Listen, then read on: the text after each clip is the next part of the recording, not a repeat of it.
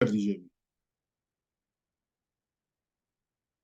तो सबसे पहले हम हमारा सिलेबस एक बार और डिस्कस कर लेते हैं कि इन 8 दिनों में हम किन किन टॉपिक्स पर बात करेंगे। तो सबसे पहले आप यहाँ पे देख सकते हैं, चंद्रमा की महत्वता को हम डिस्कस करेंगे और इसका एक क्लासिकल सूत्र है जो मैं आज उस सूत्र के विषय में आपको कुछ जानकारी दूंगा। और हर एक सेशन में, जो हमारे 8 सेशन होंगे, हम थोड़ा थोड़ा इस सूत्र को और डिकोड करते जाएंगे।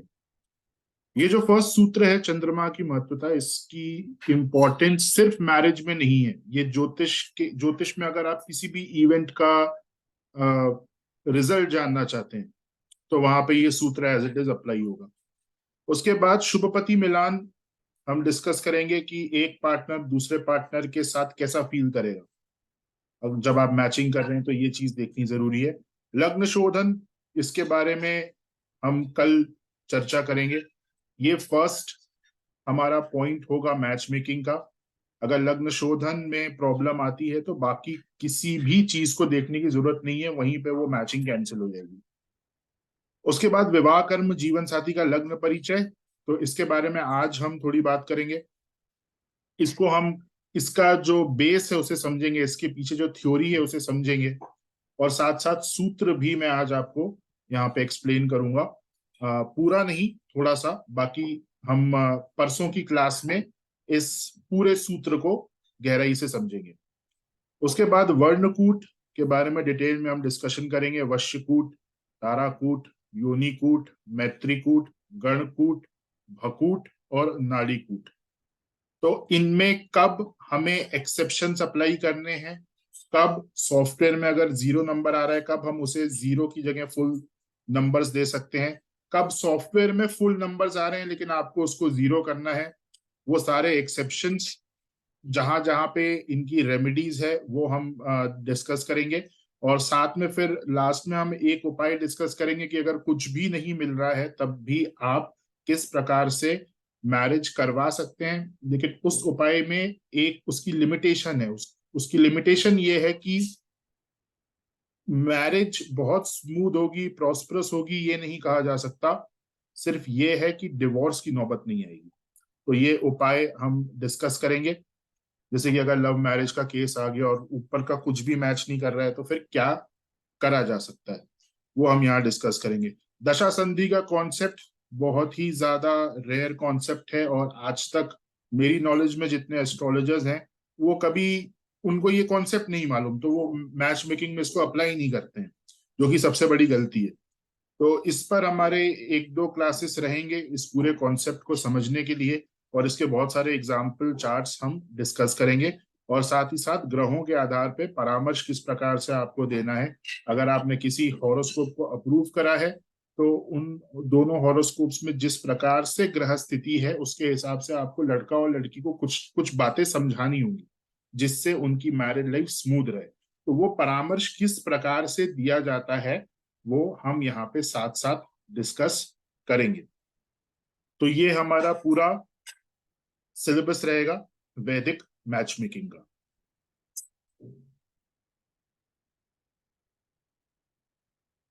तो सबसे पहले आज जो हमारा टॉपिक है वो है जीवन साथी का लग्न परिचय। और इस कॉन्सेप्ट के माध्यम से हम ये जान सकते हैं कि अगर आपका एक पर्टिकुलर लगन है तो आपका विवाह किस लग्न वाले से निर्धारित किया हुआ है, आपके जीवन साथी का लग्न क्या होगा। तो इसको ब्रीफली आज हम समझेंगे, कल की क्लास में फिर और डिटेल में इसमें हम जाएंगे। मैं आपको पूरा सूत्र ही दे दूंगा तो सारे लगन आप उस सूत्र से निकाल सकते हैं। जो लग्न निर्धारित करा जाता है, जैसे एक एग्जांपल हम यहाँ पे ले लेते हैं, किसी का धनु लग्न है। अब इस धनु लग्न वाले व्यक्ति के लिए ऑलरेडी ये पहले से पूर्व निर्धारित है कि इसके जीवन साथी का लग्न कौन सा होगा। कौन कौन से लग्न, कौन कौन सी राशियां इनके जीवन साथी की हो सकती हैं, ये ऑलरेडी पूर्व निर्धारित करा हुआ है। ये प्रारब्ध है, पूर्व कर्म धनु लग्न वालों के लिए ये कांस्टेंट रहेगा। इस पूरे वैदिक मैच मेकिंग क्लास में हम क्लास को दो भागों में डिवाइड करेंगे, दो पार्ट्स में हम इसको डिवाइड करेंगे। फर्स्ट पार्ट में हम उनकी मैच मेकिंग करना सीखेंगे जो अपने पूर्व निर्धारित कर्म के अनुसार जीवन साथी का चयन कर रहे हैं, और दूसरे पार्ट में हम उन हॉरोस्कोप्स की मैच मेकिंग करना सीखेंगे जो पूर्व निर्धारित कर्म के विरुद्ध जाके अपने जीवन साथी का चयन कर रहे हैं। तो ये दो चीजें आपको समझनी जरूरी है, क्योंकि इन दोनों ही केसेस में मैच मेकिंग का जो अप्रोच है वो अलग हो जाता है। अगर आप अपने प्रारब्ध के अनुसार, जो आपको आपके कर्मों के अनुसार जो लग्न मिले हुए हैं जीवन साथी के, अगर आप उनसे विवाह कर रहे हैं तो मैच मेकिंग अलग ढंग से करी जाएगी। और अगर आप उसके विरुद्ध जाकर कोई दूसरे लग्न वाले व्यक्ति से विवाह कर रहे हैं तो मैच मेकिंग अलग तरीके से करी जाएगी, अप्रोच सेम नहीं होगी। इसको थोड़ा सा सिंप्लीफाइड तरीके से हम यहाँ पे समझते हैं। पूर्व प्रारब्ध एक तरीके से आपका कर्म है, वो फिक्स्ड है, वो फिक्स्ड कर्म है, और उससे हट के अगर आप कुछ करते हैं तो उसे आप फ्री विल समझ सकते हैं कि आप अपने फ्री विल का यूज कर रहे हैं। तो अब ये दोनों चीजें हैं क्या? फ्री विल क्या है? फ्री विल का मतलब है कि आपने जो पुण्य अर्जित करे हुए हैं अपनी लाइफ में, अपनी पास्ट लाइफ में, उन पुण्यों को आप किसी एक पार्ट में, अपनी जिंदगी के किसी एक भाग में लगा रहे हैं। वहां पे फिक्स्ड कर्मा को हटा के आप चाहते हैं कि आपके पास फ्री विल हो, आप डिसाइड करें कि आपका आने वाला, आगे वाला जीवन कैसा रहे। तो एक व्यक्ति है, उसके पास कुछ पुण्य है जो उसने अर्जित करे हुए हैं, और उन पुण्यों के भरोसे वो अपना जीवन व्यापन कर रहा है। और हम मान लेते हैं कि वो गलत तरीके से अपना जीवन व्यापन कर रहा है, वो चोर है, वो डाकू है, लेकिन उसे उसका दुष्परिणाम नहीं मिल रहा। उसे उसका दुष्परिणाम क्यों नहीं मिल रहा? क्योंकि उसके पास पूर्व जन्म के पुण्य है या इस जन्म के पुण्य है जो एक उसको प्रोटेक्ट कर रहे हैं। तो जब तक वो पुण्य क्षय नहीं होंगे तब तक उसको दुष्परिणाम नहीं मिलेगा। जैसे ही वो पुण्य क्षय हो जाएंगे उसको दुष्परिणाम मिलना चालू हो जाएगा, नेगेटिव कर्मा। तो आप लोगों के पास भी पुण्य होंगे पास्ट लाइफ के, इस लाइफ के। अब अगर उन पुण्यों को हम डायरेक्ट कर दें मैरिज में कि मेरे ये जो पुण्य है ये मैं विवाह में यूज करूं, उस केस में जो आपका फिक्स्ड कर्मा है लग्न वाला कि मुझे इस लग्न का जीवन साथी मिलेगा, उससे हट के आप किसी दूसरे लग्न वाले के साथ भी विवाह कर सकते हैं, उस सिर्फ उस केस में। लेकिन कॉन्शियसली अपने पुण्यों को अपनी लाइफ के किसी एक पार्ट में लगाना एक आम आदमी के लिए संभव नहीं है अगर वो तपस्या या साधना नहीं करता।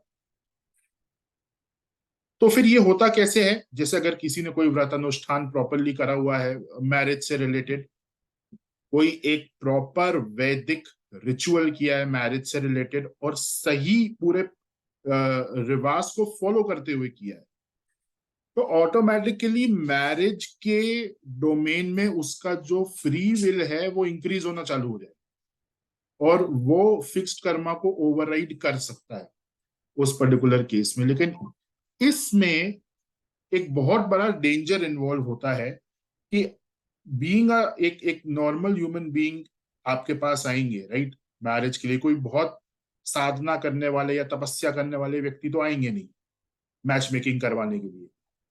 और एक आम इंसान जब भी अपने फ्री विल का यूज करेगा किसी पर्टिकुलर एरिया ऑफ लाइफ में, तो वो वहां गलती करेगा, वो वहां 100% गलती करेगा, क्योंकि आपके पास इंद्रियों का कंट्रोल नहीं है, आपके पास शास्त्रों की समझ नहीं है, आपके पास भू भुव स्व लोक की समझ नहीं है। तो आप फ्री विल का यूज गलत करोगे और उससे फिर नेगेटिव कर्मा उत्पन्न होगा, जिसका दुष्परिणाम मैरिज में आपको भुगतने को मिलेगा और मैरिज लाइफ खराब हो जाएगी। तो हमें ऐसा लगता है कि हमारे पास जितना फ्री विल हो, हम जितना प्रारब्ध से छूट के काम करें, उतना हमारे लिए बेटर है, लेकिन रियलिटी में इसका ऑपोजिट है। आपको अगर फ्री विल दे दी गई तो डेफिनेटली आप उसका मिसयूज करोगे। फ्री विल का यूज वही व्यक्ति प्रॉपरली कर सकता है जिसके पास शास्त्रों की समझ है और जिस साधना का जिसका एक स्तर है, वो फ्री विल का प्रॉपरली। जैसे मैं एक एग्जांपल देता हूं, अभी कल के हमारा जो फ्री वेबिनार था, जिसकी रिकॉर्डिंग अभी यूट्यूब में भी है, और आप में से बहुत सारे लोग उस वेबिनार में आपने भाग लिया था।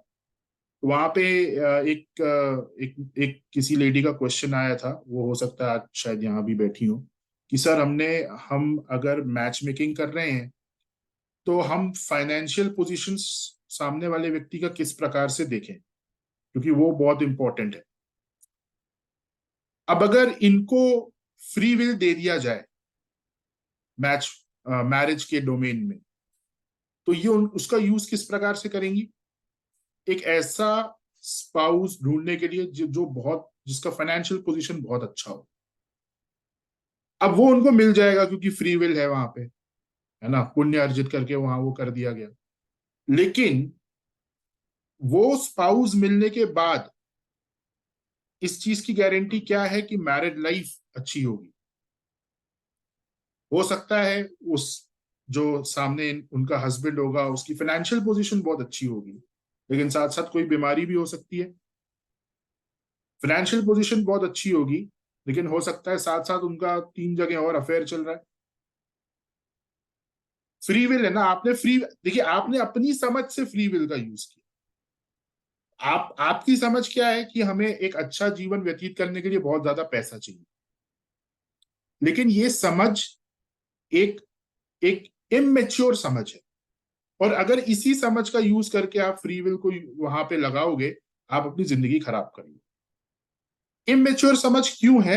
क्योंकि आप देखिए कि ऋषियों ने क्या निर्धारित करा हुआ है। क्या ऋषियों ने हमें ये बोला है कि आपको बुध की मैचिंग करनी है? वो चाहते तो ये बोल सकते थे कि नहीं, बुध की ही मैचिंग होगी फाइनेंसिस के लिए। और हम ये भी नहीं बोल सकते कि ऋषियों को पता नहीं था कि कलयुग आएगा तो वहां पे पैसों का इतनी इंपॉर्टेंस हो जाएगी, क्योंकि ये 11वां कलयुग चल रहा है। 10 कलयुग ऑलरेडी हो चुके हैं, हम 11वें कलयुग में, मतलब 10 साइकिल, सतयुग, त्रेता युग, द्वापर युग और कलयुग, ये एक साइकिल होती है। ऐसी 11 साइकिल ऑलरेडी हो चुकी है, सॉरी 10 साइकिल ऑलरेडी हो चुकी है। हम 11वें साइकिल में हैं और 11वें कलयुग में। तो ऋषियों को मालूम है कि कलयुग में ऐसा समय आएगा कि पैसे की इंपॉर्टेंस ज्यादा होगी। उसके बावजूद उन्होंने चंद्रमा की मैचिंग पे फोकस करा है। किसी ग्रंथ में, किसी शास्त्र में ऐसा नहीं लिखा है कि आप बुध को देखो, आप फाइनेंसिस को देखो। शुक्र के बारे में फिर भी हमें वर्णन मिल जाता है, क्योंकि सेक्सुअल कंपैटिबिलिटी देखनी होती है, तो शुक्र का फिर भी वर्णन है। लेकिन मेन ऋषियों ने यह बोला है कि चंद्रमा। अब अगर मैं अपनी भौतिक समझ लगा के एक ऐसा पार्टनर ढूंढूंगा जिसमें मेन कारक ही मेरा फाइनेंस हो, कि बहुत ज्यादा पैसा होना चाहिए, तो मैं वहां पे गलती कर रहा हूं। तो यही गलती होती है जब हम फ्री विल का एप्लीकेशन करते हैं अपनी समझ से। इसलिए शास्त्रों में यह लिखा गया है कि प्रारब्ध ही आपको बचा रहा है एक तरीके से। हम अगर कोई व्रत अनुष्ठान पुण्य कर्म करते हैं ये सोच के कि उससे हमारी फ्री विल इंक्रीज हो जाए, तो आपकी फ्री विल डेफिनेटली इंक्रीज होगी, लेकिन आप में वो समझ भी होनी चाहिए कि उस फ्री विल का यूज किस प्रकार से करना है। वो शास्त्र समझ आपके अंदर होनी चाहिए। तो दोनों केसेस में मैच मेकिंग का जो प्रोसीजर है वो अलग अलग है। अगर आपके पास कोई ऐसा हॉरोस्कोप आ रहा है जहां पे आप ये देख पा रहे हो कि ये व्यक्ति अपने प्रारब्ध के अनुसार ही जीवन साथी का चयन कर रहा है, वहां पे एक अलग अप्रोच फॉलो होगी। और जहां पे हम ये देख रहे हैं कि वो व्यक्ति फ्री विल का यूज कर रहा है, वहां पे अप्रोच आपकी अलग हो जाएगी। तो इस चीज को समझना बहुत जरूरी है कि आप कौन सा हॉरोस्कोप मैच कर रहे हो। उसमें वो आपस में जो लड़का लड़की हैं वो किसी प्रारब्ध से जुड़े हुए हैं, या फिर यहाँ पे किसी एक पार्टनर का या दोनों पार्टनर का फ्री विल ज्यादा इन्वॉल्व हो रहा है, इसकी समझ होना जरूरी है। अब एक एग्जाम्पल हम यहाँ पे लेते हैं धनु लग्न वालों के लिए। धनु लग्न का एक एग्जाम्पल है, मैं सारे लग्न वालों का आपको लिस्ट कल की क्लास में प्रोवाइड कर दूंगा। धनु लग्न वालों के लिए जो पूर्व निर्धारित प्रारब्ध से जीवन साथी का लग्न निकल के आता है, वो या तो सिंह लग्न होगा, या तो कन्या लग्न होगा,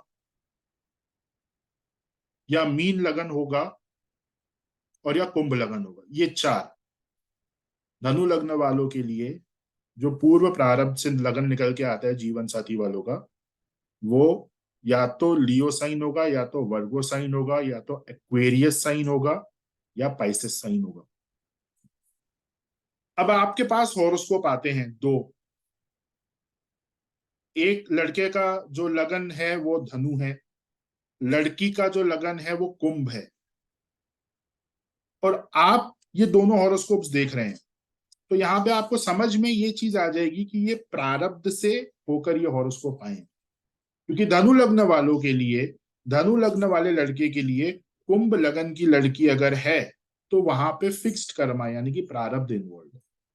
यहां पे हम एक अलग अप्रोच से अब मैच मेकिंग करना चालू करेंगे। मैच मेकिंग की जरूरत अभी भी है, मैच मेकिंग की जरूरत आपको अभी भी है, लेकिन हमारी जो अप्रोच है वो अलग हो जाएगी। और वहीं पे हम मान लेते हैं कि ये धनु लग्न है, धनु लग्न का लड़का है, और वो टॉरस लगन की लड़की से विवाह कर रहा है, लड़की का हॉरोस्कोप टॉरस लगन का है। तो वहां पे आपको, आप देखते ही इस चीज को समझ जाएंगे कि यहाँ पे कुछ ना कुछ फ्री विल का इन्वॉल्वमेंट, ये प्रारब्ध से जुड़ के तो नहीं आया। अब वहां पे मैच मेकिंग की अप्रोच डिफरेंट हो जाएगी, और वहां पे आपकी रिस्पॉन्सिबिलिटी भी ज्यादा बढ़ जाएगी एज एन एस्ट्रोलॉजर। क्यों? क्योंकि फ्री विल वाले हॉरोस्कोप्स में फ्रेश कर्मा क्रिएट हो रहा है, वहां पे रेमेडी करना बहुत मुश्किल है, क्योंकि ऐसा कोई कर्म नहीं है जो रेमेडी के लिए वेट कर रहा है। प्रारब्ध में क्या होगा, कोई ना कोई कर्म है पास्ट लाइफ का जो किसी रेमेडी के लिए वेट कर रहा है, वो रेमेडी होगी, उनकी लाइफ स्मूथ हो जाएगी। फ्री विल में कोई पहले का कर्म आपको प्रोटेक्ट करने के लिए नहीं, क्योंकि वहां पे फ्रेश कर्मा क्रिएट हो रहा है। तो वहां पे रेमेडीज को रिजल्ट लाने में बहुत प्रॉब्लम होती है। क्यों? क्योंकि रेमेडी तभी रिजल्ट लेकर आ पाएगी जब उससे रिलेटेड कुछ कर्म पेंडिंग है ना। अब यहाँ पे तो कोई कर्म पेंडिंग है ही नहीं, नया कर्म क्रिएट हो रहा है, तो रेमेडी का वर्क करना उसमें बहुत मुश्किल हो जाता है। तो एक फ्री विल वाले मैच मेकिंग में एक एस्ट्रोलॉजर की जो रिस्पॉन्सिबिलिटी है, जो दायित्व है, वो बहुत ज्यादा इंक्रीज हो जाता है, और ये चीज आपको समझनी होगी। राइट। तो बाकी मैं आपको कल लिस्ट की जगह पूरा सूत्र दे दूंगा कि ये लग्न निकालते कैसे हैं, कि जीवन साथी का लग्न कौन सा होगा, उससे आप अपने आप सारे लग्न निकाल सकते हैं। कल की क्लास में हम डिस्कस करेंगे। नाउ आज जो हमारा एक बहुत ही इंपॉर्टेंट टॉपिक है, चंद्रमा की महत्वता, कि किसी भी इवेंट का फाइनल रिजल्ट देखने के लिए हम चंद्रमा को किस प्रकार से स्टडी करते हैं, और ये पर्टिकुलर जो अंडरस्टैंडिंग है आप किसी भी इवेंट के लिए अप्लाई कर सकते हैं। ऐसा नहीं है कि ये मैरिज के लिए ही है, आप कोई भी इवेंट इससे देख सकते हैं कि उसका एंड रिजल्ट क्या होगा।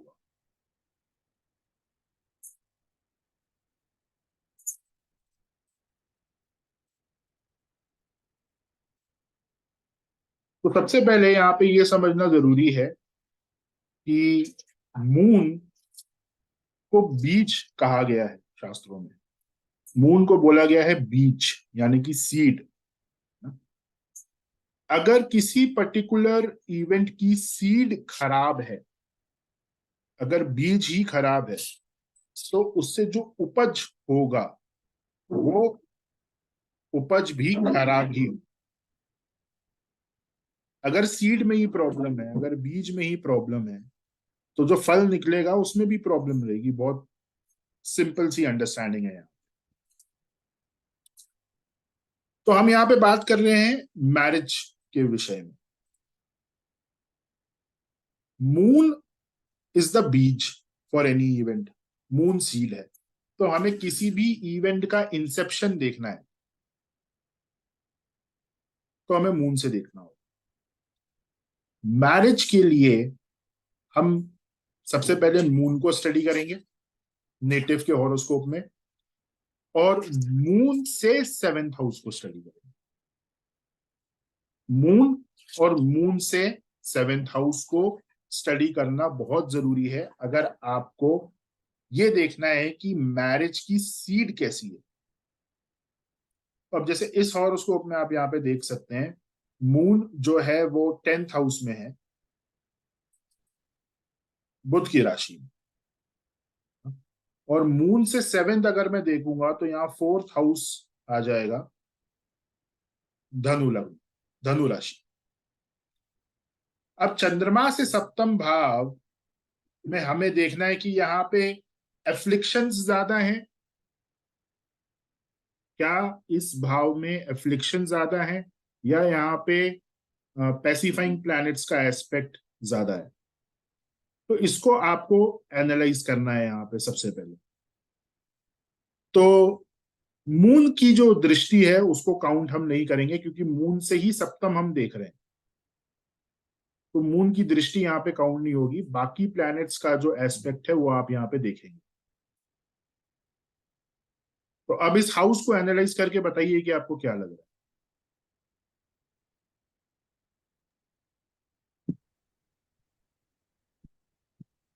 9 हाउस की दृष्टि है जी। हाँ जी, 9 हाउस की ना, ग्रहों की दृष्टि। जुपिटर की दृष्टि, जुपिटर जुपिटर का नाइट आस्पेक्ट है सर।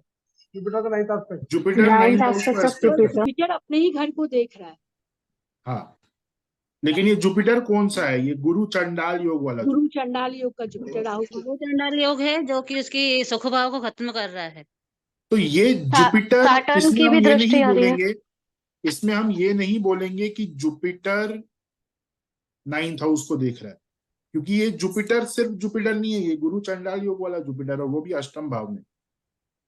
तो यहाँ पे क्या बोला जाएगा? गुरु चंडाल योग इस भाव को देख रहा है। फिर आयु भाव का होते हुए भी कहीं आयु में कमी कर रहा है, ऐसा कुछ। आयु का टॉपिक हमारा जातक मैरिज से रिलेटेड नहीं है ना मैम। सर अच्छा, सैटर्न भी देख रहा है। सैटर्न भी देख रहा है। सैटर्न कैसे? जी 10th दृष्टि आ रही है। 10th aspect of फिर मांगलिक पत्रिका भी है। 10th एस्पेक्ट यहाँ पर है सैटर्न का, फिर ऐसा। मांगलिक पत्रिका भी है। यस Saturn का नहीं आ रहा सर। सैटर्न का नहीं आ रहा है सर, कैसे आएगा मैम सैटर्न का? नहीं आ रहा है। 10th एस्पेक्ट यहाँ आएगा ना, यहाँ कहाँ से थर्ड आएगा? हाउस में। फिर मांगलिक पत्रिका होते हुए मंगल की 5वीं दृष्टि सुख भाव पे। ये तो मैं भी पहली बार सुन रहा हूँ। नहीं मांगलिक नहीं, पत्र में मांगलिक की पांचवी दृष्टि नहीं होती है। मंगल की 5वीं दृष्टि। हाँ सर, सॉरी सर, कुछ 7वीं और नया 8वीं है। रहती है। सॉरी सर, 7वीं और 8वीं रहती है। सर राहु टाइम की पे दृष्टि भले है, आ रहा है राहु वो, की दृष्टि है। राहु की कोई दृष्टि नहीं होती। ये राहु का जो प्रभाव है वो जुपिटर कैरी करेगा यहाँ, जुपिटर की दृष्टि से।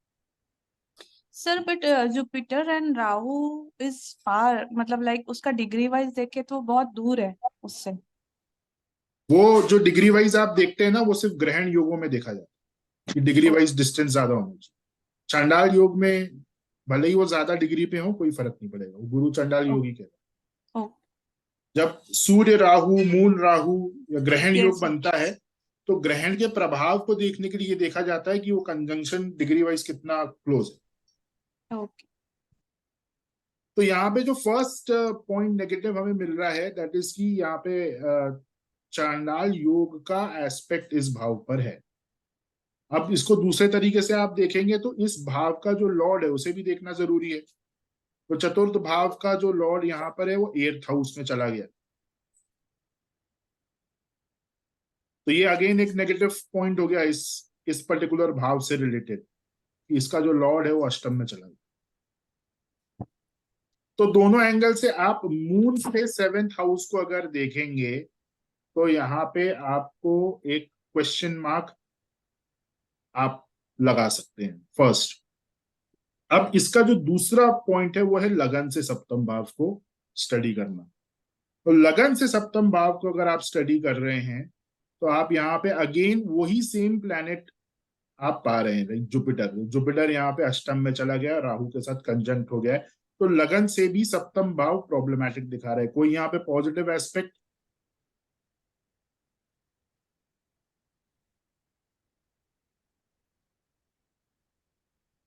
मंगल, मंगल की मंगल दृष्टि का और है। यस, मंगल का बस है। मंगल की दृष्टि अगेन नेगेटिव है, वो भी 12वें मंगल की दृष्टि। राइट लियो साइन के मंगल की दृष्टि, यानी कि अग्नि जी। बहुत ज्यादा। तो अब यहां से चंद्रमा से सप्तम और लगन से सप्तम दोनों में एक क्वेश्चन मार्क लग रहा है, यानी कि यहाँ पे मैरिज का जो बीज है, जो सीड है, वही प्रॉब्लमैटिक है। तो मैच मेकिंग तक जाने से भी पहले इस व्यक्ति को खुद पर्सनल बहुत सारी रेमेडीज करनी पड़ेंगी अपनी मैरिज को सही करने के लिए। उसके बाद फिर रिश्ता देखना चालू करना चाहिए सर एक इस चीज पर्टिकुलर नेटिव। सर, जैसे देवकीनंदन शास्त्री जी की बुक में सर राहु की 5वीं 9वीं 7वीं दृष्टि बताई है। मैम आप एक बात बताइए ना, तो फिर राहु को ग्रह ही मान लीजिए, क्योंकि दृष्टि तो ग्रह की होगी ना, मैथमेटिकल पॉइंट की दृष्टि कैसे हो जाएगी? राहु केतु और मैथमेटिकल पॉइंट्स, तो मैथमेटिकल पॉइंट की तो दृष्टि हो नहीं सकती ना, जातक पारी जाती है सर। वो एग्जिस्ट ही नहीं करते हैं भूमंडल में। जैसे जुपिटर का एक बॉडी मास है, जुपिटर प्लैनेट आप देख सकते हो, राहु केतु का कोई बॉडी मास नहीं है। दृष्टि का मतलब क्या होता है? दृष्टि का मतलब होता है मैग्नेटिक पुल, और मैग्नेटिक पुल के लिए आपको बॉडी मास का होना जरूरी है, तभी तो वो प्लैनेट खींचेगा ना अपनी तरफ। जुपिटर की बॉडी है, इसलिए वो एक पर्टिकुलर एंगल से मैग्नेटिक पुल को एग्जीक्यूट कर सकता है। राहु केतु की कोई बॉडी ही नहीं है, तो वो मैग्नेटिक पुल को किस प्रकार से एग्जीक्यूट करेंगे? तो सर इसका ऊंच नीच भी नहीं मानते? नहीं मानते, उच्च नीच नहीं होता है। लेकिन आपने बहुत जगह ये पढ़ा होगा कि राहु जो है वो जेमिनाई साइन में उच्च का माना जाता है। हाँ हाँ हाँ। वो उच्च नहीं है, वो उच्च नहीं है। राहु जेमिनाई साइन में जब जेमिनाई साइन नॉर्थ नोड में आ जाता है, तो जो राहु के प्रभाव हैं माइंड के ऊपर, वो ज्यादा इंक्रीज हो जाता है। ये उसका उस पर्टिकुलर श्लोक का मीनिंग है। उच्च और नीच वर्ड वहां यूज नहीं करा गया। सर वक्री जो बोला जाता है तो वो भी नहीं मानेंगे? नहीं, राहु केतु तो हमेशा राहु वक्री ही केतु तो रहते हैं। ऑलरेडी वक्री रहते हैं, तो वो ऑलरेडी पीछे वक्री चलते रहते हैं, हैं। वो पीछे उनका कैलकुलेशन चलता है। जी जी जी, थैंक यू। तो जो जेमिनाई साइन में राहु को उच्च माना जाता है, वो टेक्निकली उच्च वर्ड वहां पे सही नहीं है। राहु के प्रभाव जेमिनाई में, क्योंकि देखिए एयर एलिमेंट है ना दोनों का, north node is air element, Gemini is starting of air वृष और एलिमेंट। मिथुन दोनों में बोलते तो हैं, वृष और मिथुन दोनों में उच्च का बताते हैं। नहीं, वृष में नहीं है मैम, ये तो किसी क्लासिकल टेक्स्ट में नहीं लिखा है। मिथुन का लिखा है, बट उसका इंटरप्रिटेशन गलत करा गया। प्रॉब्लम ये, मिथुन का लिखा है क्लासिकल टेक्स्ट में, बट उसका जो इंटरप्रिटेशन है वो गलत किया गया है। मिथुन राशि जो है वो नैसर्गिक कुंडली, इसका लॉजिक समझिए। देखिए किसी के भी कहने पे हमें नहीं आना है, जो शास्त्र में लिखा है वो मानना है, सीधी सी बात है। मिथुन राशि इज द बर्थ राशि of air element. 3, 7, 11 air element की राशियां हैं। 3, 7 और 11 ये एयर एलिमेंट को गवर्न करती हैं। सो मिथुन राशि जो है that is the birth of air element. और राहु सैटर्न, ये 2 प्लैनेट ऐसे हैं जो वायु प्रधान इनको ग्रह बोला गया। राहु टेक्निकली ग्रह नहीं है, Rahu is pure air. Rahu क्या करता है? राहु इल्यूजन आपके दिमाग में क्रिएट करता है। इल्यूजन कैसे होती है आपके दिमाग में? वात के कारण, एयर के कारण बहुत सारे विचार जो आपके दिमाग में आते हैं, दैट इज एयर। किसी को अगर कोई मेंटल प्रॉब्लम होती है तो एयर बढ़ी हुई है माइंड में, एयर की वजह से। So starting point of Rahu is Mithun. Rahu अपना पूरा प्रभाव एग्जीक्यूट करेगा फ्रॉम मिथुन, जैसे सूर्य अपना पूरा प्रभाव एग्जीक्यूट करेगा फ्रॉम मेष, फायर एलिमेंट, क्योंकि सूर्य खुद फायर प्लैनेट है, तो वो अपना पूरा प्रभाव मेष से एग्जीक्यूट करता है। Starting point of fire 159 is fire. ऐसे ही राहु जेमिनाई से करता है। ये मीनिंग है उस श्लोक का, उच्च नीच वर्ड वहां पे यूज नहीं किया हुआ है। अब इसका आप देख लीजिए ना, जैसे कोई भी पृथ्वी तत्व की राशि होगी वहां पे राहु का उतना प्रभाव नहीं मिलेगा, क्योंकि स्थिरता आ जाएगी। अर्थ एलिमेंट है स्थिरता, तो वायु को कंट्रोल कौन सी चीज करेगी? जो स्थिर हो। सिंपल सा लॉजिक। अब आप अपने समझ में उसको उच्च नीच बोलना चाहते हैं तो आप वो टर्मिनोलॉजी यूज कर सकते हैं, पर शास्त्रों में ऐसा नहीं।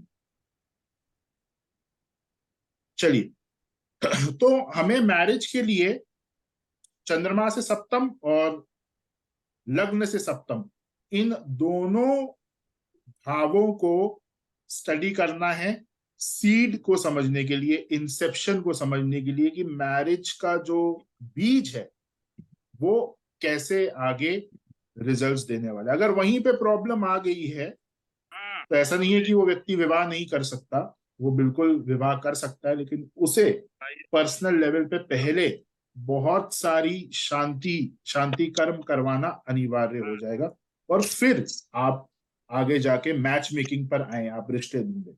अगर आपके पास ऑलरेडी कोई रिश्ता है तो उसमें फाइनलाइज करने से पहले जो रेमेडीज एक इंडिविजुअल को करनी जरूरी है इस तरीके के केसेस में जहां पे ये प्रॉब्लम आपको दिख रही है, और यहाँ पे बहुत डेप्थ में आपको नहीं जाना है। जैसे ज्योतिष की नॉलेज जितनी आपको होगी, आप यहाँ नक्षत्र लगा सकते हैं, आप यहाँ पे जितनी आपकी ज्योतिष की नॉलेज है, एक मूलचंद जी प्लीज आप म्यूट रखिए। मेरे पास नहीं। आपके पास जितनी नॉलेज है, आप जिस अंडरस्टैंडिंग से आप ज्योतिष को अभी तक समझ पाए हैं, आप सब लगा सकते हैं, लेकिन उतना डिटेल में जाने की जरूरत नहीं है जब हम इन दोनों भावों को एनालाइज कर रहे हैं। एक सरफेस लेवल पे भी अगर आप एनालाइज करके यहाँ पे बोल देंगे कि इस व्यक्ति को कुछ प्रयास करना पड़ेगा विवाह के पहले, अगर ये चाहता है कि इसकी आने वाली लाइफ अच्छी हो, और हॉरोस्कोप में जो भी रेमेडी लग रही है आप उन्हें बताइए, अगर आप रेमेडीज देने के लिए एलिजिबल हैं तो वहां वो पार्ट पूरा हो जाए, फिर उनको आप सजेस्ट करिए कि आप अपने लिए मैच मेकिंग या रिश्ते ढूंढने आप चालू करिए। क्योंकि यहाँ पे अगर बीज में ही प्रॉब्लम है तो इवन एक अच्छी मैच मेकिंग भी अपने पूर्ण रिजल्ट्स नहीं दे पाएगी। नो डाउट मैच मेकिंग अच्छे रिजल्ट्स देगी, लेकिन जितने देना चाहिए उतने नहीं दे पाएगी, और हमें नहीं पता कि कौन सी दशा में या कौन सी प्रत्यंतर दशा में कौन सी प्रॉब्लम क्रिएट हो जाए, सिर्फ इस पैरामीटर के बेसिस पे कि चंद्रमा से हमने जो बीज देखा विवाह का वो प्रॉपर नहीं था। सर इसकी रेमेडीज क्या होंगी सर? फिर वो रेमेडीज इसकी ये एक पूरा जातक विश्लेषण है, तो इसकी रेमेडीज जो है वो जातक ज्योतिष में जब हम इंडिविजुअल हॉरोस्कोप को स्टडी करते हैं, उनसे जो रेमेडीज निकल के आती हैं एक पर्टिकुलर इंडिविजुअल के लिए, आपको वो अप्रोच वहां पे फॉलो करनी है। ये मैच मेकिंग का टॉपिक नहीं है। मैच मेकिंग की जो रेमेडीज होंगी वो मैं आपको बताऊंगा, जहां पे मैचिंग प्रॉपर नहीं हो रही और उनको किस प्रकार से आपको रेक्टिफाई करना है, वो हम डिस्कस करेंगे मैच मेकिंग में। अच्छा सर, तो ये जो प्रॉब्लम आई है जो हमने अभी देखा, ये अभी करंट चार्ट में, तो इसकी रेमेडी नहीं हो सकती, इसको हम मना करेंगे? नहीं, मैं आपको वही तो बोल रहा हूँ कि इसको रेमेडी बोलना है आपको। आप जातक से जो रेमेडीज निकाल के इनको बताएंगी, जो इनके इंडिविजुअल हॉरोस्कोप पे लगेगी, वो रेमेडीज इनको आपको बतानी है उस पर्टिकुलर इंडिविजुअल के लिए। जो आप कंसल्टेशन जब आप किसी एक व्यक्ति को देते हैं जी, तो उसके हॉरोस्कोप को स्टडी करके आप जिस भी प्रकार से रेमेडीज निकालते हैं वो रेमेडी बतानी है उसको वहां as an individual, as an individual. जैसे अगर किसी के हॉरोस्कोप में पितृशाप है तो पितृशाप is not related to marriage.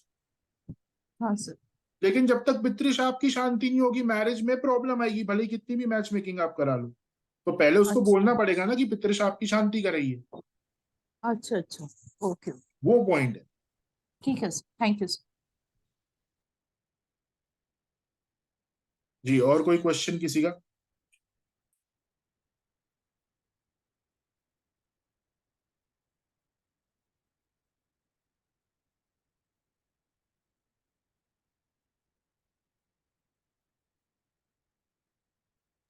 Sir आप तो कल हमें वो पूरा आप बता ही रहे हैं कि दे देंगे कि किसके साथ किसका वो रहेगा, पेयरिंग का हाँ, प्रारब्ध वाला, तो वो इजी आप हो बोलेंगे जाएगा तो मैं काफी। आपको सूत्र दे दूंगा वो पूरा, या अगर आपको लिस्ट चाहिए तो फिर मैं आपको लिस्ट दे दूंगा। ठीक है सर। सर काफी नया है सर, एकदम नया है, नया सीखने को मिल रहा है सर। धनु लग्न वालों का आप नोट कर लीजिए जो आज मैंने बताया। जी सर, थैंक यू सर। बाकी लग्न वालों का फिर हम कल डिस्कस करेंगे। और फिर इन पे किस प्रकार से हमको मैच मेकिंग करनी है, दोनों की अप्रोच अलग अलग है। वो भी जैसे जैसे हम मैच मेकिंग के टॉपिक्स लेंगे मैं आपको बताऊंगा कि इसमें ये पर्टिकुलर अप्रोच फिक्स्ड कर्मा वालों की है और ये फ्री विल वालों की, वो डिफरेंट है। सर जय श्री कृष्ण। हाँ जय तो श्री। जो अगर आप, हाँ अभी जो ये दिखाया था हॉरोस्कोप, उसमें गुरु चांडाल योग उसमें भी है। तो हम जो जनरल रेमेडीज देते हैं जब ज्योतिष करते हैं, तो वही देनी पड़ेगी यहाँ पे भी फिर? जी, ओके।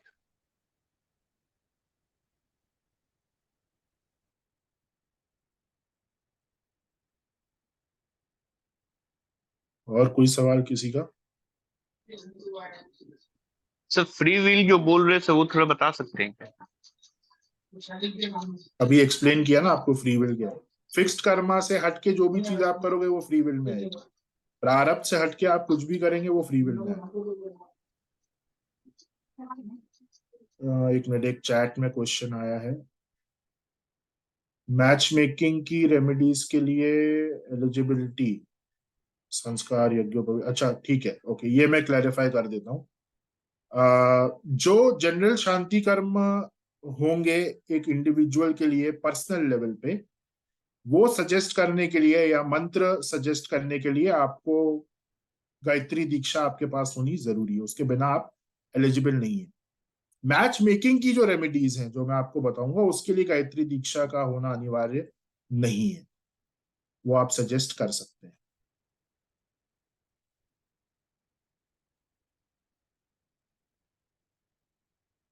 जी, आप जैसे गुरु चंडाल योग का अगर आपको उपाय किसी को बताना है तो आपके पास गायत्री दीक्षा होनी चाहिए। कोई भी मंत्र आप दे रहे हैं बिना गायत्री दीक्षा के आप देंगे तो उसका नेगेटिव इम्पैक्ट आपके ऊपर आएगा।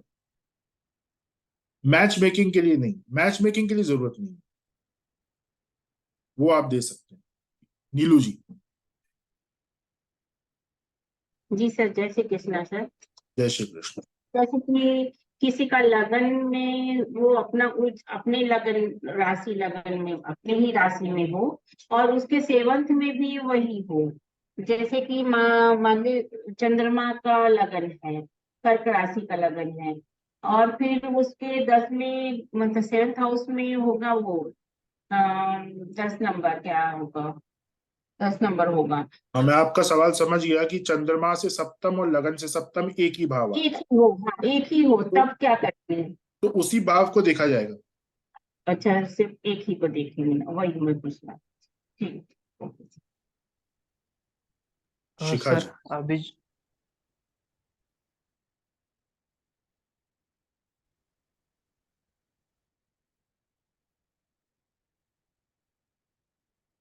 शिखा जी।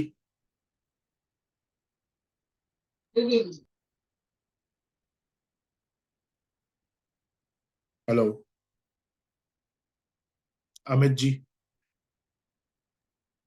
हाँ सर, अभी इन्होंने जो बताया था कि अगर चंद्र और लग्न दोनों एक सेम हो तो उसका इम्पैक्ट भी डबल हो जाएगा। हाँ, उसको डबल इम्पैक्ट ही आपको देखना है, बस ये है कि डबल इम्पैक्ट एक हम्म, ही भाव से आ रहा है, वैसे वो दो अलग अलग भाव हाँ। से आएगा, इस केस में वो एक ही भाव से आएगा। तो सर चंद्रमा ओ, जहाँ है उस भाव को देखेंगे और चंद्रमा से जो 7th है उस भाव को भी देखेंगे। जी, चंद्रमा को देखना तो ज्योतिष में वैसे ही सबसे ज्यादा जरूरी हो जाता है। हाँ, आप कुछ भी देख रहे हैं तो चंद्र चंद्र अगर किसी का वीक है तो उस व्यक्ति की जिंदगी बहुत परेशानियों से गुजरेगी, अब भले ही वो जैसे माने मैरिज हो, किसी भले का ही वो चाइल्ड चंद्रमा बर्थ हो। कर्क राशि का चंद्रमा हो और वही मंगल बैठ गया हो तो भी प्रॉब्लम होगा। नहीं होगा, क्योंकि 19 मंगल राशि का जो नीचत्व है वो नीच भंग हो जाएगा ना। अच्छा मंगल नीच भंग हो जाएगा। अच्छा। नहीं तो अभी जिन्होंने पूछा कि एक ही चार्ट है, मतलब अभी अभी एक लेडी ने पूछा ना कि वो मून एंड उसका 7th लॉर्ड भी मून ही है, तो फिर आपने कहा एक ही हाउस को देखेंगे, तो मतलब 7th हाउस को ही देखेंगे सिर्फ। 7th हाउस को। ओके। सर चंद्रमा राहु के साथ अगर बैठा हुआ सर तो प्रॉब्लम ही करेगा फिर तो। वो डिपेंड करता है, ये प्रॉपर ज्योतिष का सवाल है, तो ज्योतिष की कक्षाओं में इसको हम देखेंगे। नहीं, लेकिन लेकिन जैसे आपने सर 7वें घर से बताया ना कि चंद्रमा से 7वें घर को देखना है, तो चंद्रमा से अगर 7वें घर में देखे तो सर मंगल केतु बैठा हुआ है। हाँ, तो वो नेगेटिव 7वां घर हो गया ना आपका मंगल केतु से। हाँ हाँ हाँ हाँ। और लगन से 7वें घर, बोल लगन से 7वें घर तो ठीक है सर, कुछ कोई नहीं, कोई प्लेनेट नहीं है। लेकिन चंद्रमा से 7वां घर जो है वो आपका मंगल केतु बैठ गया है, तो उसको हम लोग रेमेडीज देंगे। और इसमें सर दोनों की देखनी पड़ेगी क्या कुंडली, मैच मेकिंग के लिए? लड़के की भी और लड़की की भी, दोनों को हम लोग को देखना पड़ेगा क्या? दोनों को देखें तो ज्यादा बेटर है। अगर अगर आपको लड़के वालों ने अप्रोच करा है और लड़की वालों को भी आप कन्विंस कर सकते हैं कि आप ये पर्टिकुलर उपाय करा लीजिए, तो सबसे बेस्ट है वो। हाँ तो सर कुंडली तो दोनों की देखनी होगी। मान लीजिए आएगा मैच मेकिंग के लिए, तो हम लोग के पास दोनों की कुंडली आएगी, और दोनों की कुंडली मैच आएगी, में दोनों को देख। आपके पास दोनों की आएगी, लेकिन जो दूसरी पार्टी है उसको कन्विंस भी तो होनी चाहिए ना आपकी बात से भाई। जो अच्छा हाँ। अगर लड़के वाले आपके पास आए हैं तो लड़के वाले तो आपका परामर्श मानेंगे, उन्होंने आपको फी पे करी है। लेकिन अगर आप किसी प्रकार से लड़की वालों को भी कन्विंस कर लें तो और अच्छा है कपल के लिए, उनकी लाइफ और स्मूथ हो जाएगी। हाँ, और दोनों को सेम चीज से ही देखना होगा। मान लीजिए कुछ गलत आ रहा है तो हम लोग उसकी रेमेडीज देंगे सर। जैसे भी मंगल केतु का आपको मैंने बताया, 3rd हाउस, जैसे चंद्रमा से 7वां घर 3rd हाउस कर रहा है और मंगल केतु, तो हम लोग उसकी रेमेडीज दे सकते हैं सर पहले। नहीं, वो आप मंगल केतु की रेमेडी आप नहीं दे सकते जब तक आपके पास गायत्री दीक्षा नहीं है। आप मैच मेकिंग में जो फॉल्ट आ रहे हैं उनकी रेमेडी दे सकते हैं, हाँ तो मैच क्योंकि मेकिंग में फॉल्ट तो आएगी सर। वहां पे मंत्र शास्त्र की एप्लीकेशन नहीं है मैच मेकिंग की रेमेडीज में। सर ये और ये तो आपकी मंगल केतु का जो योग बन रहा है यहाँ पे प्रॉपर वैदिक रेमेडीज चलेंगी, तो उसके लिए आपके पास गायत्री दीक्षा होना अनिवार्य है, तो सर अदरवाइज इसमें आप मैच मेकिंग, एलिजिबल नहीं। तो इसमें सर मैच मेकिंग की तो दिक्कत आई गई है सर फिर भी तो। ये मैच मेकिंग की दिक्कत नहीं है, ये उस जातक की इंडिविजुअल प्रॉब्लम है। अच्छा। उसकी मैच मेकिंग सात। प्रॉपर हो सकती है। मैच मेकिंग तो गुणों के आधार पे और लग्न शोधन के आधार पे पूरी निर्भर करेगी ना। अब मंगल केतु का योग मैच मेकिंग में कोई प्रॉब्लम थोड़ी ना क्रिएट करे, वो नहीं तो उस लेकिन आपने जातक की बताया, इंडिविजुअल लाइफ में प्रॉब्लम क्रिएट करे। लेकिन सर वो जैसे आपने जातक बताया चंद्रमा एनालिसिस से अलग है।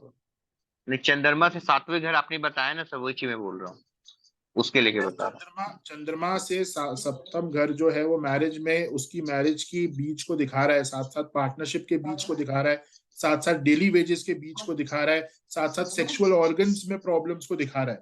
तो ये हूँ। मैच मेकिंग का टॉपिक हुआ या जातक का टॉपिक, अच्छा। समझे?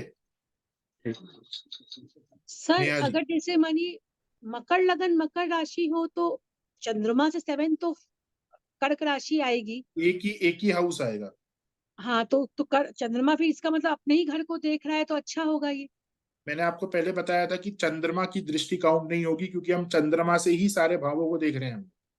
ओह अच्छा। चंद्रमा से सप्तम को आप देखेंगे तो बट नेचुरली चंद्रमा की दृष्टि आ जाएगी, लेकिन जब आप किसी इवेंट के बीच को स्टडी कर रहे हैं तो वो दृष्टि वहां काउंट नहीं होगी।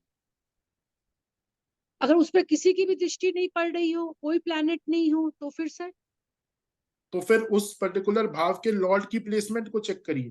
तो प्लेसमेंट तो चंद्रमा ही हो गया लगन में। चंद्रमा लगन में आ गया, लेकिन शनि की राशि में है, अच्छा हाँ। अफेक्टेड है।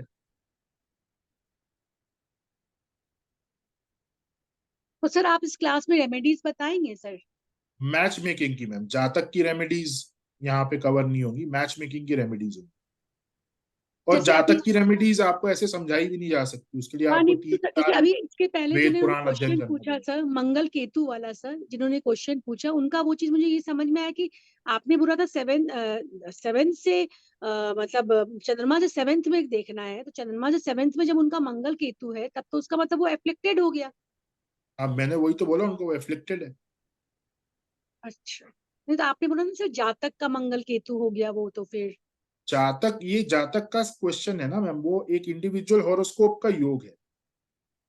अब वो मंगल केतु सिर्फ मैरिज में प्रॉब्लम नहीं क्रिएट करेंगे, वो बहुत सारे हाँ, एरियाज में बहुत सारी प्रॉब्लम एरिया क्रिएट। में करेगा। हाँ, ठीक है sir, exactly, thank you sir. Neha ji, sir जैसे कि मुझे अभी बताया कि मंगल केतु है। एक मिनट हेलो। नीनू जी, एक मिनट। नेहा जी को मैंने बोला, उनके बाद आप हेलो। पूछिए। जी, हाँ, जय श्री कृष्ण सर। कुछ। तो मेरा क्वेश्चन है जैसे कि लग्न पर से जैसे मून और मेरा जैसे मून और सैटर्न का कंजक्शन है सर, तो सेवेंथ हाउस पे कोई प्लेनेट नहीं है, तो फिर कैसे देखेंगे सर? आपका 7th हाउस में विष योग का प्रभाव आ गया है। सैटर्न 7th हाउस को देख रहा है ना आपका लगन से। जी जी जी। सैटर्न मून के साथ है, तो वो बन गया विष योग। तो 7th हाउस पे विष योग का प्रभाव आ गया, एफ्लिक्शन हो गया वो। तो सर मैरिज में दिक्कत वही ना, मतलब परेशानी, टेंशन। मैरिज एक पॉइंट आपका रहेगा, आपको शादी कराने से पहले जो भी नेगेटिव योग आपके हॉरोस्कोप में बने हैं उसका प्रॉपर परामर्श लेके उसकी शांति करानी पड़ेगी। लेकिन सिर्फ मैरिज में ही नहीं, 7th हाउस से जो भी चीजें गवर्न होंगी वहां पे कोई ना कोई प्रॉब्लम क्रिएट होगी इस कॉम्बिनेशन से। और सर शादी हो गई है फिर क्या होना है? हाँ, ये अच्छा सवाल है। जो भी रेमेडीज मैच मेकिंग की हैं उसमें सारी की सारी रेमेडीज मैरिज के पहले की हैं। फिर बात समझिए, कुछ नहीं होता। नहीं, बाद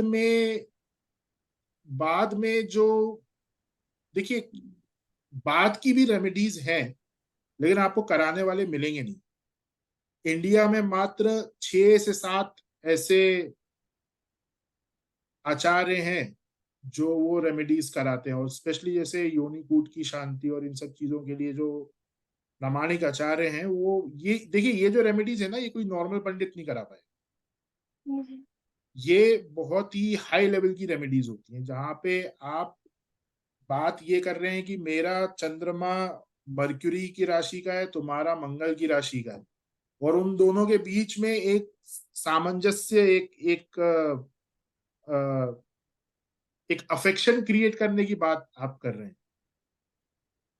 तो कल्प शास्त्र के जो बहुत ही विद्वान आचार्य हैं ना, जो मतलब मिनट टू मिनट चलते हैं कि 9:42 का मुहूर्त है तो 9:42 पर ही अनुष्ठान चालू होगा, जो उस लेवल के आचार्य हैं वो ये शांति कर्म करवाते हैं। तो सर मतलब इसका मतलब ये है कि ऐसे लोगों का जैसे सेवेंथ हाउस में जैसे आपने बताया, तो उससे मतलब कभी सक्सेसफुल नहीं हो सकता क्या मैरिज में, अगर रेमेडी ना हो तो? ये जो आपका जातक का क्वेश्चन है ना, विष योग वाला, ये जी। रेमेडीज करी जा सकती है, ये उतना वो नहीं है।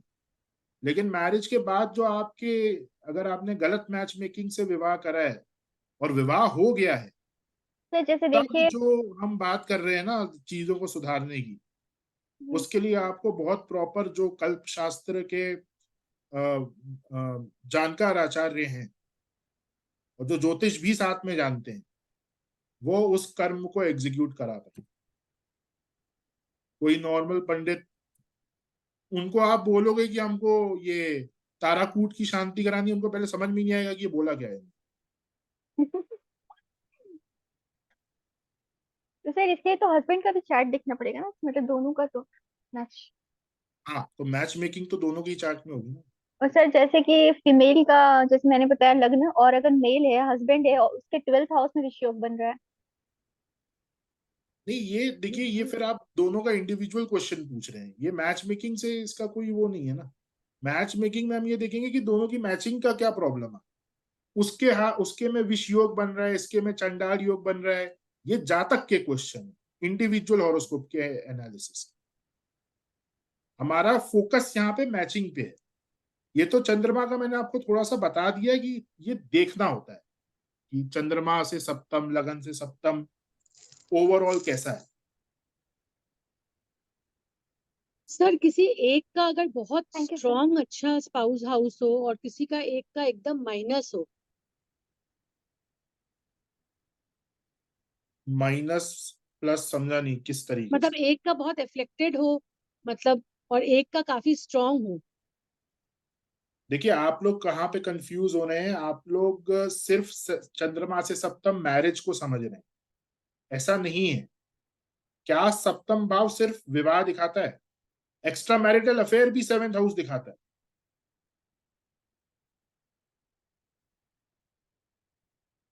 समझ रहे हैं? एक्स्ट्रा मैरिटल अफेयर भी 7th हाउस से आता है। तो ये जो हम चंद्रमा से सप्तम भाव देख रहे हैं, ये सिर्फ एक ओवरव्यू हम ले रहे हैं कि 7th हाउस से रिलेटेड एक्टिविटीज का बीज कैसा है, बस।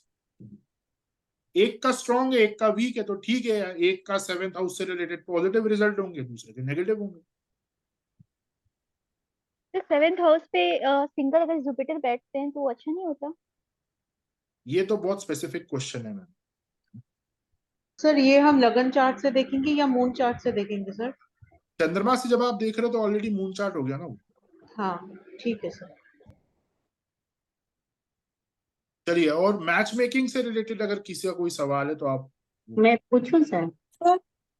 सर जैसे सर ना अभी जी बता रहे, हाँ सर, जैसे कि आप अभी बता रहे थे वो कि 7th हाउस अच्छा हो, लेकिन 7th हाउस के लॉर्ड है ना कहीं एफ्लेक्टेड हो, तभी भी असर पड़ जाएगा सर? मैम देखिए, फिर से बेसिक ज्योतिष के क्वेश्चंस आ रहे हैं यहाँ, अच्छा बट ठीक ठीक। ऑब्वियसली पड़ेगा मैम। हाँ अच्छा आप सर। तो कितना एडवांस तक आ चुकी हैं, फिर भी आपका ये सवाल है। जी जी जी सर। अच्छा जैसे कि ये है, मून अगर बहुत अच्छा हो उसका, पुण्य कट्टरी में हो, तब तो मतलब 7th हाउस अगर रिफ्लेक्टेड हो लेकिन मून अच्छा अच्छा हो तब? मून पुण्य से 7th हाउस देखना है। अच्छा अच्छा, मून को नहीं देखना है, ओके सर, बस बस इतना ही सवाल। Thank you. सर हम वीनस से चेक कर रहे हैं 7th हाउस। मून मून नहीं, वीनस से नहीं कर रहे हैं, मतलब मैं वैसे ही नहीं पूछ रहा हूँ। नहीं, वो वीनस से क्यों? करने की जरूरत। अच्छा, जनरली वैसा भी लिखा हुआ है ना, जैसे ज्यादा वो वीनस 3 से। साल के लिए अगर आपको विवाह चलाना है तो आप वीनस से कर लीजिए, कोई इशू नहीं। नहीं, मतलब जो उसमें लिखा होता है, जैसे मतलब वही बात है शास्त्रों की, लगन से भी देखो, मून से भी देखो, वीनस से भी देखो। मतलब मैं उस वीनस सेंस से में पूछ देखने रहा के हूँ। हाँ लिए, सर ये वीनस से लिखा हुआ है देखने के सर लिए मना करा है।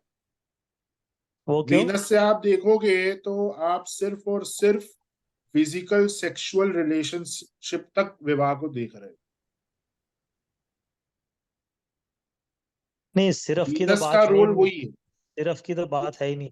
हम कह रहे हैं लगन से भी देखें, मून से भी देखें, और वीनस से भी देखें। मैं यूं कह रहा हूँ। वीनस से अगर, चलिए मान लीजिए वीनस से देखने में एफ्लिक्शन आ गया, तो आप मना कर दोगे उसको?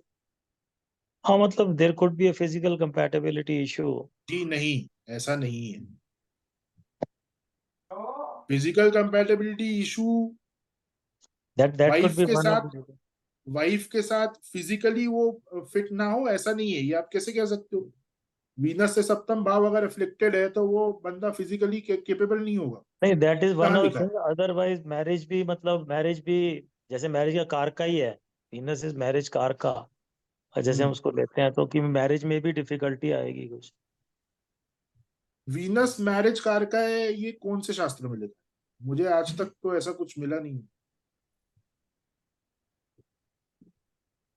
यही पढ़ते हैं हम कि शुक्र शुक्र इज अ मैरिज कार का।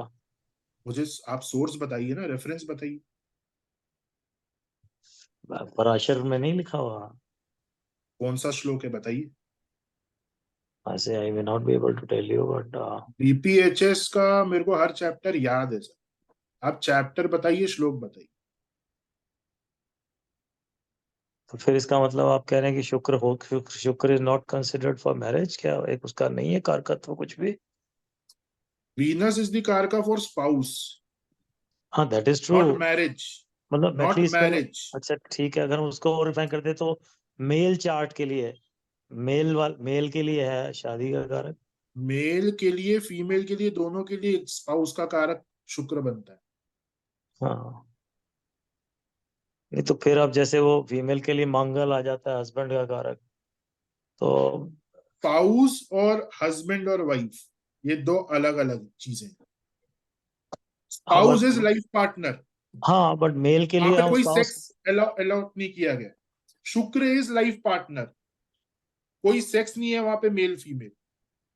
जब वहां पे हस्बैंड और वाइफ बाइफरकेट होते हैं लाइफ पार्टनर से, तो वहां पे फिर कारकास अटैच, अलग अलग डिफरेंट डिफरेंट। और वैदिक का अप्रोच अलग है, यहाँ पे नाड़ी का अप्रोच अलग है।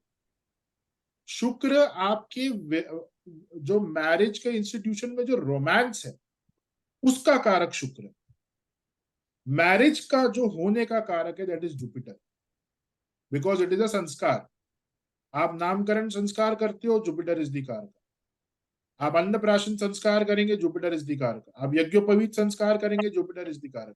ऐसे ही जब आप पाणी ग्रहण संस्कार करते हैं, मैरिज जो है, मैरिज में द मेन इवेंट जो संस्कार है वो होता है पाणी ग्रहण, कन्यादान वाला जो संस्कार होता है, है ना। जुपिटर इज द कारक। कोई भी संस्कार होगा, इवन अंतिम संस्कार जो होता है मृत्यु के बाद, जुपिटर, कहीं पे भी संस्कार वर्ड यूज किया गया है, जुपिटर इज द कारक।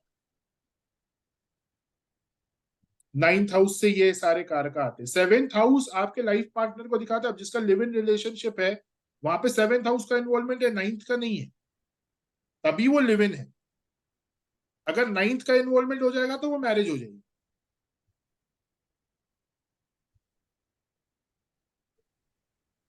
Sorry to interview sir. Sir इसमें अगर रोमांस का कारक अगर वीनस है ना सर, तो उसमें क्या कहते हैं, फिर वीनस को देखना चाहिए ना सर। वीनस रोमांस का कारक है, बच्चों का कारक जुपिटर है, फाइनेंसिस का कारक मर्क्यूरी है मैरिज में, स्टेबिलिटी का कारक सैटर्न है। तो फिर सबसे देखो, क्या मैरिज में सिर्फ रोमांस ही होगा सुबह शाम? नहीं सर, सभी हूँ, सारी चीजें वो है। भाई मैरिज में ऐसा तो है नहीं ना सिर्फ रोमांस ही होगा, सुबह उठ रहे हैं रोमांस, दिन में भी रोमांस, शाम को भी रोमांस, ऐसा तो है नहीं। तो सबको देखना पड़ेगा, फिर आपको हर प्लेनेट का इन्वॉल्वमेंट है। तो इसलिए ऋषियों ने क्या बोला है कि सबका निष्कर्ष इस चंद्रमा, तो चंद्रमा से देखो।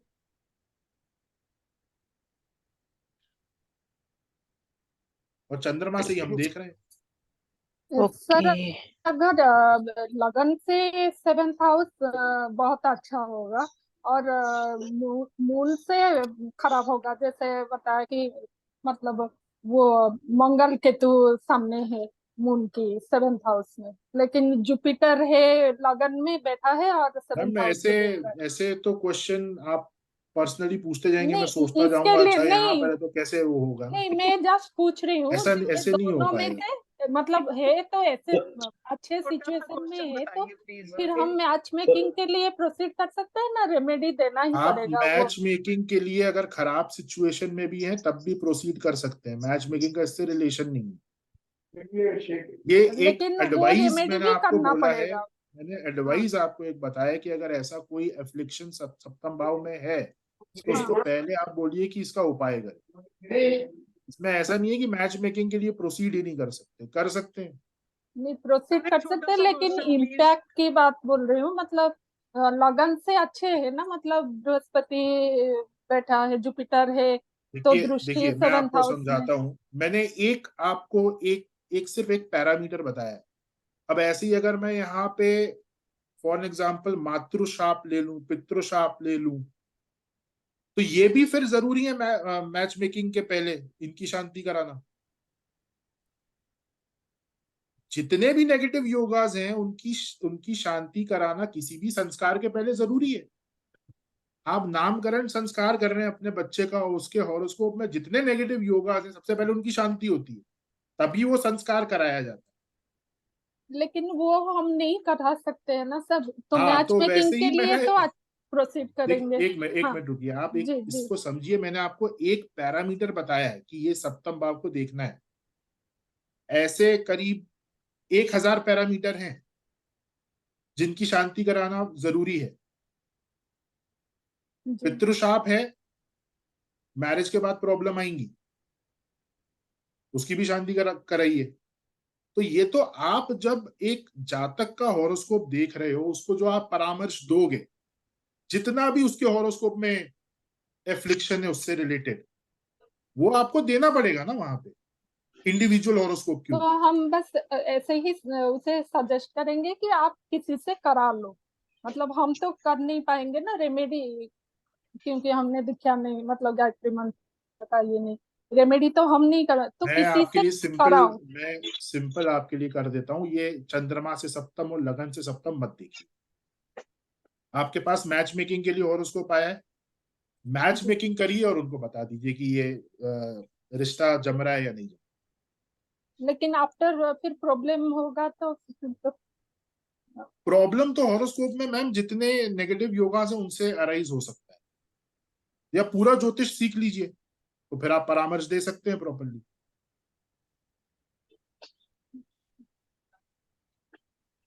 और गायत्री दीक्षा अचीव करना मतलब क्या, वो कुछ अलग होता है वो ज्योतिष सीखने का?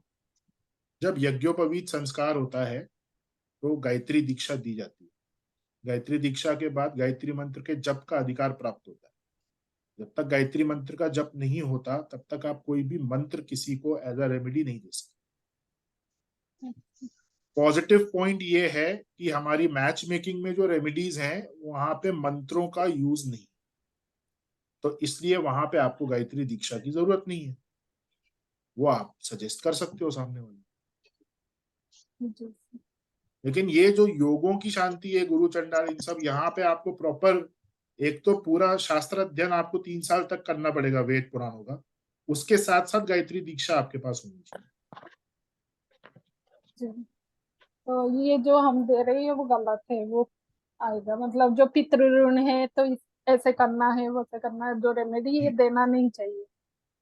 जी, वहां पे आपको प्रॉपर शास्त्रोक्त अध्ययन करने के बाद गायत्री दीक्षा, संध्या वंदन, ये सारी चीजें करने के बाद आप फिर दे सकते। सर एक क्वेश्चन और था जो आपने अभी बोला था ना सर, मून के लिए बोल रहे थे ना, आपकी मून अगर देख लेते हैं तो सारी चीजें हो जाती हैं, तो वो स्टेबिलिटीज, रोमांस वगैरह सारा पार्ट पूरा हो जाता है सर? सारी चीजें। मून रिलेशनशिप के शुरुआत में जो आपका एक सेक्सुअल अट्रैक्शन और सारी चीजें रहती हैं वो शुक्र के द्वारा गवान होती हैं, लेकिन 3 से 4 साल के बाद वो जो शुक्र की एनर्जी है उसको मून टेक ओवर कर देता है। और मून का जो प्रभाव है, जब तक वो कपल जीवित है, उनमें से कोई एक व्यक्ति जीवित है, तब तक उस मैरिज को चंद्रमा ही गवर्न करेगा। इसलिए ऋषियों ने बोला है चंद्रमा से मिलान करिए। Thank you sir. सर ये सिनेरियो सर इसमें खाली चंद्रमा का ही हम लोग देख सकते हैं सर, चंद्र लगन कुंडली नहीं देख सकते ना सर? क्यों नहीं? अभी लगन से भी मैंने आपको बताया ना, लगन से भी सप्तम देखना है तो देखना है, दोनों से देखना है कि अभी आपने चलिए, मेरे को अभी बोला था कि चंद्रमा। मैम का मैसेज आ रहा है कि उनकी क्लास चालू होने वाली है, मुझे एंड करना पड़ेगा अभी। कल हम कंटिन्यू कर लेंगे शुक्र की जो भी इंपॉर्टेंस है, और शुक्र को किस प्रकार से एंड तक भी आप लेके जा सकते हैं मैरिज में, वो सारी चीजें हम कल डिस्कस करेंगे। ठीक है, तो चलिए अभी आप सब बने रहिए। अभी हमारा जो यंत्रा मेकिंग का जो हमारा आज का कोर्स है वो आज से शुरू हो रहा है, और फर्स्ट क्लास में आप सभी इनवाइटेड हैं। ठीक है, तो सच्चा आपने क्वेश्चन लेना है तो एक आध ले सकते हो, बाकी मैम आ चुकी हैं शायद, और फिर दूसरा कंटिन्यू करते हैं। नेहा जी का हैंड रेज है, बताइए। हाँ ले लो क्वेश्चन। नक्षत्र वाली क्लास 9:45 से हम करेंगे, ठीक है जी? हेलो। हाँ जी। अच्छा, मतलब मुझे आपने बोला ना नेहा? हाँ बताइए ना, आपका हैंड रेज है ना? जी सर, मेरा जनरल क्वेश्चन है आपके बारे में सर, पूछ सकते हैं क्या? अभी रहने दीजिए मैम, अभी वैसे ही टाइम कम है, और नहीं सर, अगर बस किसी एक का क्वेश्चन टॉपिक सर, से रिलेटेड क्वेश्चन है तो नहीं वो सर, हम बस ले एक क्वेश्चन है सर, आपको इतना नॉलेज है सर, आप कितने साल सीख रहे हो, प्लीज बताइएगा। आप अभी नक्षत्र वाले क्लास में पूछ लें, कोई इशू नहीं। यहाँ पे देखिए टाइम लिमिटेड है, मैम भी आ गई हैं, तो अगर किसी का इस टॉपिक से रिलेटेड क्वेश्चन है तो वो मैं ले लूंगा, है ना जी? किसी का सर? आई थिंक सबके हो गए हैं क्वेश्चन। ठीक है सर। चलिए, सभी को जय श्री कृष्ण, कल मिलते हैं। कल क्लास रखेंगे हम संडे को, कल संडे को क्लास रहेगी 8:50। जय श्री कृष्ण। जय श्री कृष्ण सर। जय श्री कृष्ण सर। जय श्री कृष्ण सर। चले, अभी हमारा जो यंत्रा मेकिंग का है ये सेम आईडी से है। जय श्री कृष्ण। अभी स्टार्ट लॉग आउट करके फिर से ज्वाइन करना है कि इसी में रहना है? नहीं, अभी इसी पे ही अभी अच्छा। चालू है। हाँ, 2 मिनट का ब्रेक ले सकते हो आप। ठीक है, इसी जूम आईडी पर अभी क्लास चालू होगी। ठीक है, आपको दोबारा से ज्वाइन नहीं करना, इसी आईडी पर हम क्लास शुरू करेंगे। विकी, ये वाली क्लास को एंड कर दो। ओ, क्लास नहीं कर, रिकॉर्डिंग को एंड कर दो। रिकॉर्डिंग को